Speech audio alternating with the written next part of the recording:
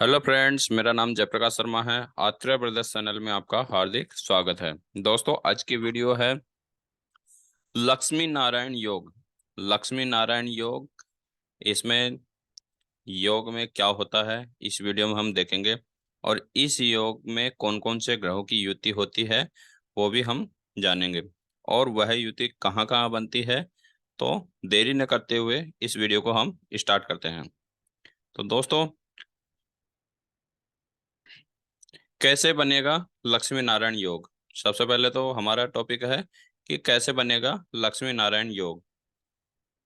लक्ष्मी नारायण योग के लिए बुध ग्रह और शुक्र ग्रह की युति होना कंपलसरी है। अगर बुध देव और शुक्र देव किसी भी ग्रह में युति बना रखे हैं तो यहाँ बनता है लक्ष्मी नारायण योग।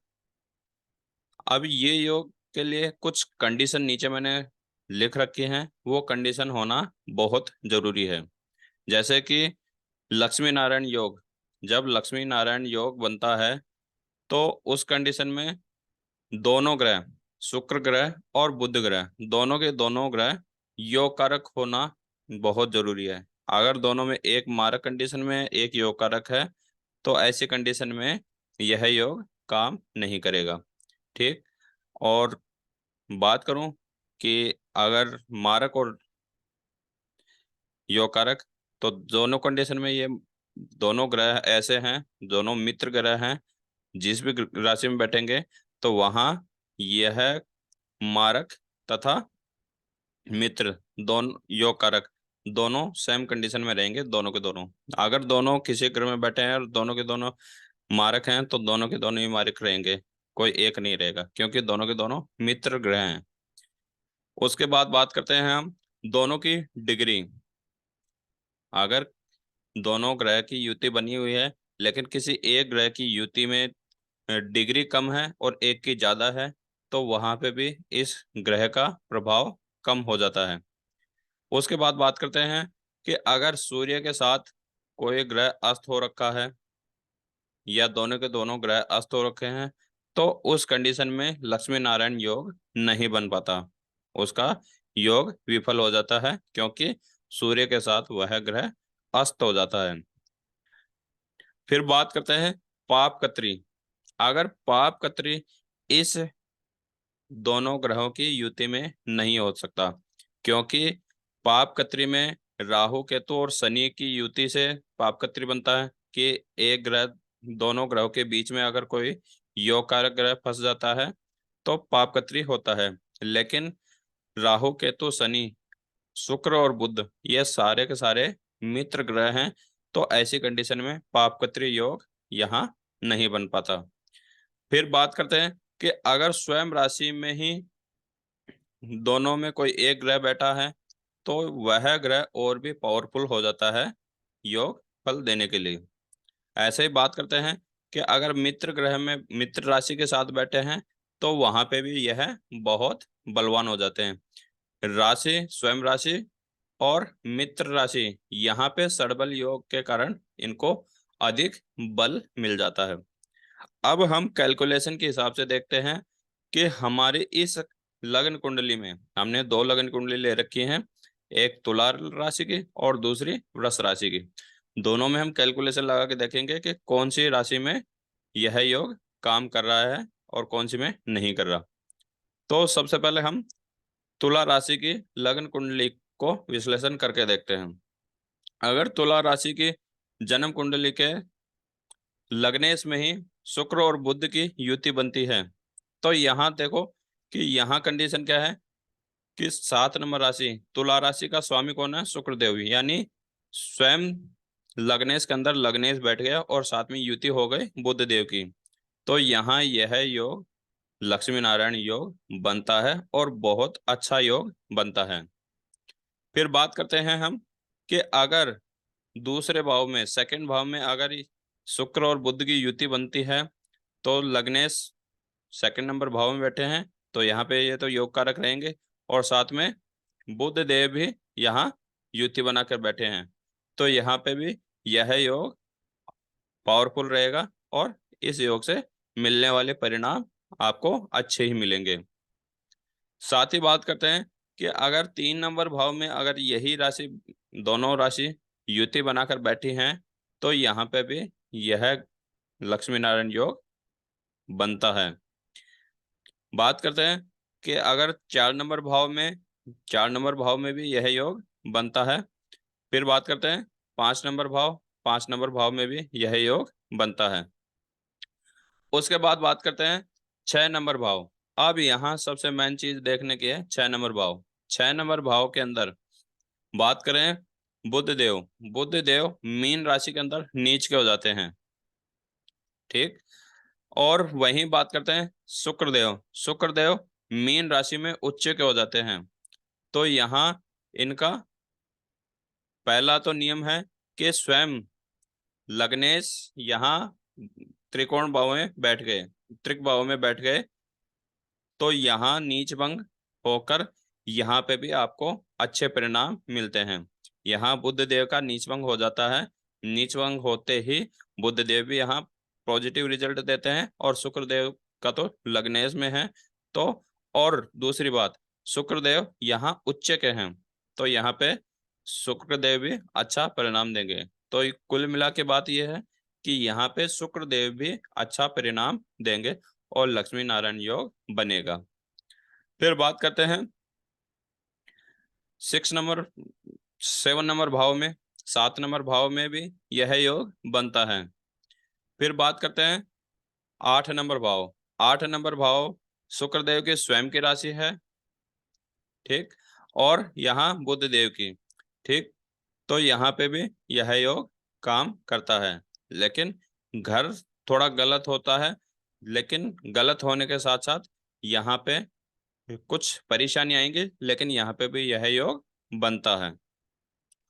फिर बात करते हैं हम 9 नंबर भाव में। 9 नंबर भाव में भी यह भाव, यह दोनों योग बनते हैं। 10 नंबर भाव में भी लक्ष्मी नारायण योग बनता है, 11 नंबर भाव में भी लक्ष्मी नारायण योग बनता है। फिर बात करते हैं 12 नंबर भाव। 12 नंबर भाव में अब यहाँ शुक्रदेव कन्या राशि, कन्या राशि के अंदर नीच के हो जाते हैं, और वहीं बात करते हैं बुध देव, बुध देव कन्या राशि के अंदर उच्च के हो जाते हैं, और साथ ही स्वयं की राशि में बैठे हैं। तो यहाँ पे शुक्रदेव का नीच भंग होके यहाँ पे शुक्रदेव भी अत्यधिक प्रभावशाली हो जाते हैं, और यहाँ पे लक्ष्मी नारायण योग बनता है, और उसका परिणाम अच्छा ही मिलता है। दोस्तों, ये मैंने तुला लग्न की कुंडली से मैंने आपको लक्ष्मी नारायण योग के बारे में बताया है। अब हम बात करते हैं नेक्स्ट वृश्चिक राशि। वृश्चिक राशि के लग्न कुंडली में यहाँ पे सिचुएशन उल्टी हो जाती है। उल्टी का मतलब कि यहाँ वृश्चिक राशि में और तुला राशि में, तुला राशि का स्वामी कौन थे? स्वयं शुक्रदेव। लेकिन वृश्चिक राशि के स्वामी कौन है? मंगल देव। अगर मंगल देव के स्वयं की राशि में लग्नेश के अंदर अगर यह योग बनता है, तो यह योग यहाँ नेगेटिव हो जाता है, यहाँ ये योग काम नहीं कर पाता, क्योंकि यहाँ की कंडीशन में दोनों के दोनों ग्रह मारक कंडीशन में पहुंच जाते हैं। और हमने यहाँ पहले बता रखा है कि योग कारक होंगे तो ही यह योग बनेगा, अदरवाइज नहीं बनेगा। अब यहाँ दोनों के दोनों ग्रह कैसे मारक बने? तो शुक्र देव के पास में 2 राशियां हैं और बुध देव के पास में 2 राशियां हैं। शुक्र देव के पास में है वृश्चिक, वृष राशि और तुला राशि। वृष राशि केंद्र में है, लेकिन जो दूसरी है तुला राशि, तुला राशि कहाँ पे बैठी है? त्रिक भाव में। तो इस कंडीशन से यहाँ शुक्रदेव हो गए मारक। फिर बात करते हैं हम बुध देव की। बुध देव एक त्रिक भाव में है और दूसरे समभाव में है, तो इस कंडीशन में यहाँ पे बुध देव भी हो गए मारक। तो ऐसी कंडीशन में यहाँ पे दोनों के दोनों ग्रह मारक कंडीशन में हैं, और इस कंडीशन में यहाँ लक्ष्मी नारायण योग नहीं बनता, भले उनकी डिग्री कितनी हो, यहाँ ये योग नहीं काम करेगा। फिर बात करते हैं शुक्र सेकंड नंबर भाव में। सेकंड नंबर भाव में भी काम नहीं करेगा, थर्ड नंबर भाव में भी काम नहीं करेगा, फोर्थ नंबर भाव में भी काम नहीं करेगा। यानी टोटल स्टार्टिंग के 4 घरों में यह योग काम नहीं करेगा। फिर बात करते हैं 5 नंबर भाव में। अब यहाँ यह योग काम करेगा। कैसे करेगा? क्योंकि यहाँ भले ही शुक्र और बुध दोनों मार्क कंडीशन में हो, लेकिन यहाँ क्या है कि शुक्रदेव 12 नंबर राशि में कन उच्च के हो जाते हैं और बुध देव यहाँ नीच के हो जाते हैं। लेकिन यहाँ नीच भंग होके दोनों के दोनों ग्रह अच्छे फल देते हैं, और अच्छे फल देने के साथ साथ यहाँ लक्ष्मी नारायण योग बनता है।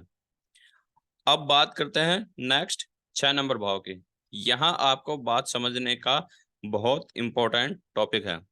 अगर आपके लगने से, जैसे इस कुंडली के लगने से मंगल देव, और अगर मंगल देव केंद्र में या त्रिकोण भाव में बैठे हैं और उनका अच्छा बल है, यानी वो बलशाली हैं, तो उस कंडीशन में यहाँ बनता है विपरीत राजयोग। विपरीत राजयोग में क्या होता है कि ऐसे ग्रह जो 6, 8, 12 में बैठे हैं, 6, 8, 12 में उनकी राशि हो और 6, 8, 12 में ही के किसी भी भाव में बैठ जाते हैं, तो वहां क्या होता है, विपरीत राजयोग बनता है। तो यहाँ देखो कि बुध देव 8 नंबर भाव में बैठे हैं और शुक्रदेव की राशि है 12 नंबर भाव में। तो अगर दोनों ग्रह की जो राशि है वो त्रिक भाव में है, त्रिक भाव में है, तो यहाँ पे विपरीत राजयोग बनता है। विपरीत राजयोग बन गया कौन से घर में, 6 नंबर भाव में बनेगा, 8 नंबर भाव में बनेगा, और यहाँ 12 नंबर भाव में भी बनेगा। तो अगर आपका मंगल देव लग्नेश बलवान है, तो उस कंडीशन में यहाँ पे 6 नंबर भाव में भी आपका लक्ष्मी नारायण योग बनेगा। क्यों? क्योंकि यहाँ विपरीत राजयोग बन रहा है और उस कंडीशन से यहाँ लक्ष्मी नारायण योग बनता है। उसके बाद बात करते हैं कि अगर 2 नंबर राशि यानी 7 नंबर भाव के अंदर बात करें, तो यहाँ बेसिकली कि शुक्रदेव अच्छे परिणाम देने योग्य हैं, क्योंकि स्वयं के राशि में बैठे हैं। लेकिन यहाँ बुध देव मार्ग कंडीशन में है, यहाँ बुध देव उस परिणाम नहीं दे पाएंगे, तो यहाँ पे भी यह योग काम नहीं करता।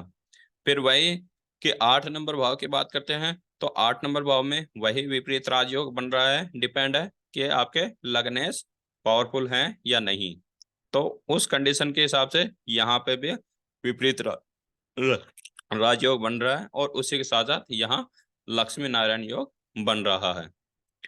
फिर बात करते हैं कि अगर 9 नंबर भाव में यह योग काम नहीं करेगा, 10 नंबर भाव में भी यह योग काम नहीं करेगा, 11 नंबर भाव, 11 नंबर भाव के अंदर बुध देव स्वयं राशि में बैठे हैं, और बुध देव यहाँ क्या है, उच्च के हैं, लेकिन यहाँ शुक्र देव क्या है, नीच के हैं। तो इस कंडीशन में शुक्र देव का नीच भंग होके यहाँ यह योग बनेगा, और उसके साथ साथ 7 नंबर यानी 12 नंबर भाव के अंदर भी विपरीत राजयोग के अनुसार यह योग बनता है। अगर कंडीशन में कि विपरीत राजयोग नहीं बन रहा है, अगर बलवान जो लग्नेश है अगर वह बलवान नहीं है, तो यहाँ पूरी की पूरी कुंडली में सिर्फ 6 नंबर राशि यानी 5 नंबर भाव और 11 नंबर भाव के अंदर ही विपरीत राजयोग सॉरी धन लक्ष्मी नारायण योग बनता है। और अगर आपके बलवान मंगल देव बलवान है, लग्नेश बलवान है, तो बनेगा 5, 6, 8 और 11, 12 भाव के अंदर हमारे यहाँ लक्ष्मी नारायण योग बनता है। दोस्तों, इस वीडियो को मैंने बिल्कुल यूजर फ्रेंडली होकर बनाई है। आशा करूंगा कि आपको यह वीडियो पसंद आई है। नेक्स्ट वीडियो जैसे आएगी तो आपके पास नोटिफिकेशन आ जाएगा। तब तक के लिए जय श्री राम।